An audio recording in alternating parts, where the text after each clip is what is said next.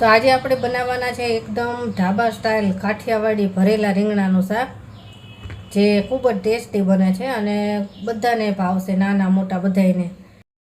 આ મેં લીધા છે 500 ગ્રામ રીંગણા અને ભરેલા બનાવી શકાય એ રીતના મીડિયમ સાઇઝના લીધા છે, બહુ નાના પણ નહીં અને મોટા પણ નહીં. અને એના ડીટી આ રીતે સાફ કરી લીધા છે. તો ચાલો ઝડપથી આપણે ભરેલા રીંગણાનો મસાલો પહેલાં તૈયાર કરવાનો છે. તો મસાલો તૈયાર કરી લઈએ. મસાલો બનાવવા માટે મેં અડધી વાટકી સિંગદાણા લીધા છે. સિંગદાણા તમને ફાવતા એ પ્રમાણે તમે વધુ ઓછા લઈ શકો છો. તો આપણે આ સિંગદાણાને ક્રશ કરવાના છે.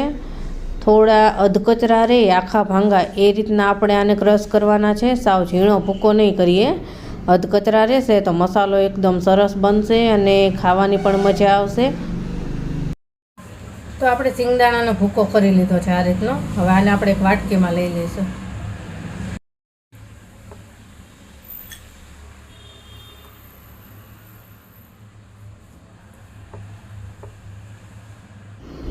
તો આ સિંગદાણાનો ભૂકો આપણે વાટકીમાં લઈ લીધો છે અને હવે લસણની ચટણી તૈયાર કરવાની છે. અમે 10 થી 12 કળી લસણ લીધું છે. કાઠિયાવાડી શાક હોય એટલે લસણ ને મરચું, તેલ બધું વધારે જ હોય. તો આ 10 થી 12 કળી લસણ લઈશું. સ્વાદ પ્રમાણે મીઠું નાખશું અને આને પણ આપણે સરસ ઝીણું ખાંડી લઈએ. તો આ લસણ પણ ખાંડી લીધું છે સરસ ઝીણું. તો આને આપણે ભેગું કરી લઈશું.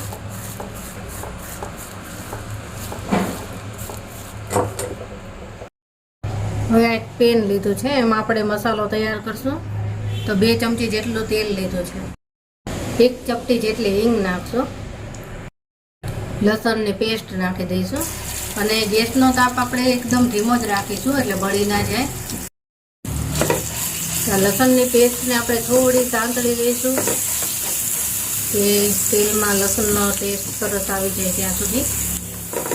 બહુ બળવા નહીં દઈએ, બસ થોડું જ 1-2 મિનિટ જેટલું જ.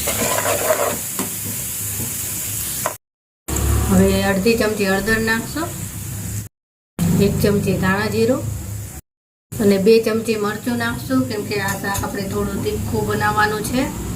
તો 2 ચમચી મરચું નાખ્યું છે અને સાથે જ સિંગદાણાનો ભૂકો પણ નાખી દેવાનો છે. અને આ મેં 3 ચમચી ચણાનો લોટ લીધો છે, એ પણ નાખવાનો છે. હવે આ બધા જ મસાલાને એકદમ ધીમા તાપે આપણે શેકવાના છે, બળવા નથી દેવાનું. બસ થોડી સુગંધ આવે અને કલર થોડો ચેન્જ થઈ જાય ત્યાં સુધી આને શેકશું. આમાં તમારે મસાલામાં થોડું લીંબુ નાખવું અને ખાંડ નાખવી તે પણ નાખી શકાય, પણ હું એમાં ગળપણ અને ખટાશ નથી નાખતી એટલે મેં સ્કીપ કરેલું છે. પણ તમને જો ગળપણ અને ખટાશ ફાવતી હોય તો લીંબુ અને ખાંડ 2 નાખી શકો છો, અથવા તો ગોળ નખાય. તો આ એકદમ સરસ મિક્સ કરી લઈએ. મસાલો હવે ધીમે ધીમે શેકાવા લાગ્યો છે અને સુગંધ પણ થોડી થોડી આવવા લાગી છે અને કલર પણ જો એકદમ સરસ આવ્યો છે. તો બસ હવે આપણો આ મસાલો તૈયાર થઈ ગયો છે. ગેસ ઓફ કરી દઈશું. હવે આ મસાલાને આપણે થોડો ઠંડો થવા દઈશું કે આપણે હાથ અડાડી શકીએ એટલો, કેમ કે રીંગણામાં ભરવાનો છે તો મસાલો ભરી શકીએ આપણે રીંગણામાં, એવો થોડો ઠંડો થવા દઈએ. તો મસાલો ઠંડો થાય છે ત્યાં સુધીમાં આપણે રીંગણામાં કાપા કરી લઈએ. આ રીતે 2 ભાગ થાય એવી રીતે કરી લઈશું બધા રીંગણાને, એટલે રીંગણામાં અંદર કાંઈ જીવાત હોય તો એ પણ ખબર પડી જાય. આ રીતે બધા રીંગણા કરી લઈએ. મસાલો ઠંડો થઈ ગયો છે, હાથેથી અડી શકાય એવો. તો આપણે રીંગણામાં ભરી લઈએ.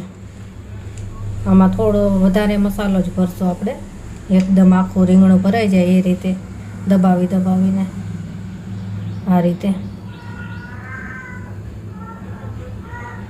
તો બધા જ રીંગણા ભરી લઈએ અને રીંગણા ભરવાના હોય ત્યારે જ કાપવા એટલે કાળા ના પડે, નહીંતર પાણીમાં પણ રાખવા પડે. જો આ જોઈને જ ખાવાનું મન થઈ જાય ને એવા રીંગણા બને.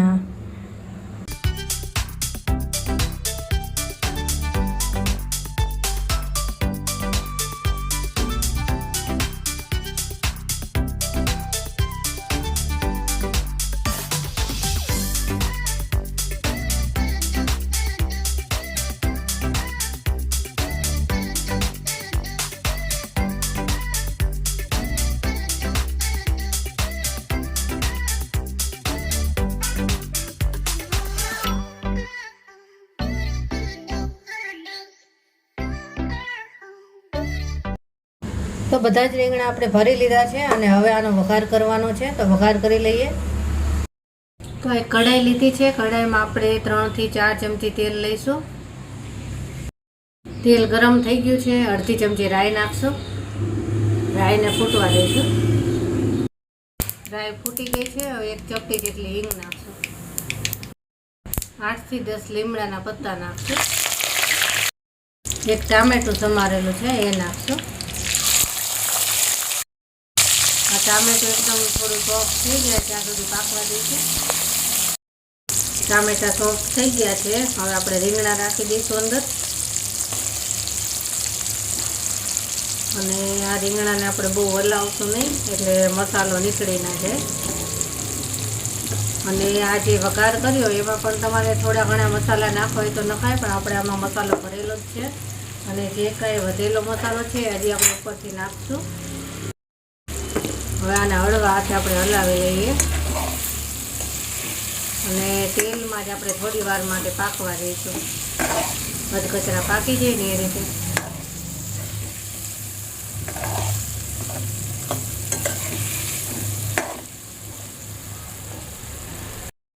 તો 5 મિનિટ જેવું થઈ ગયું છે અને તમે જો રીંગણાનો કલર પણ ચેન્જ થઈ ગયો છે અને થોડા સોફ્ટ પણ થઈ ગયા છે। તો હવે આપણે આમાં ઉપર વધેલો મસાલો હતો એ નાખવાનો છે।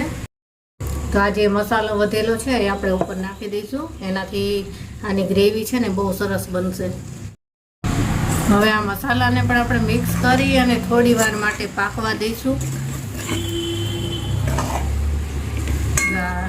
જોઈને જ ખાવાનું મન થઈ જાય ને એવા રીંગણા બને, તમે પણ એકવાર જરૂર ટ્રાય કરજો। જ્યાં કાળા રીંગણા આવે છે અને બહુ મીઠા લાગે। તો આ મિક્સ થઈ ગયું છે અને આપણે થોડું આ રીંગણા પાકી જાય ને એટલું પાણી નાખશું। તમારે જેટલી ગ્રેવી ફાવતી હોય એ પ્રમાણે તમે આમાં પાણી એડ કરી શકો છો। તો આપણે અડધો ગ્લાસ જેટલું પાણી એડ કરશું એટલે રીંગણા પાકી પણ જાય અને ગ્રેવી સરસ ઘાટી થાય। અને મિક્સ કરી લઈએ। ગ્રેવી પાકશે એમ ઘાટી થતી જશે, ચણાનો લોટ છે એટલે, અને ધીમા તાપે આપણે આને પાકવા દઈશું। આ પાકશે ને એટલે તેલ ઉપર આવશે અને સરસ ગ્રેવી તૈયાર થઈ જશે। પાણી થોડું ઓછું લાગતું હતું એટલે મેં પાછું થોડું અડધો ગ્લાસ કરતાં પણ ઓછું એટલું એડ કરેલું છે। હવે આને ઢાંકી અને 10 મિનિટ માટે આપણે ધીમા તાપે પાકવા દઈશું। 10 મિનિટ થઈ ગઈ છે અને હવે આપણે રીંગણા ચેક કરી લઈએ। તો તેલ ઉપર આવી ગયું છે અને ગ્રેવી સરસ થઈ ગઈ છે। તો આપણું આ ભરેલા કાળા રીંગણાનું શાક બનીને તૈયાર છે। તો હવે આપણે આને સર્વ કરી લઈશું।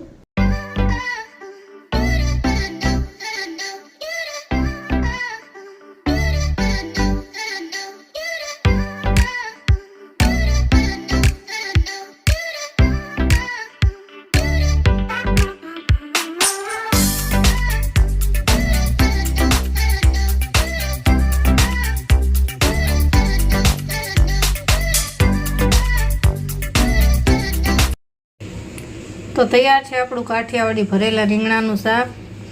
અને તમને મારી આ રેસીપી કેવી લાગી તે કમેન્ટ્સમાં જરૂર જણાવજો। અને જો મારી રેસીપી પસંદ આવી હોય તો મારી ચેનલને લાઇક, શેર અને સબસ્ક્રાઈબ જરૂરથી કરજો।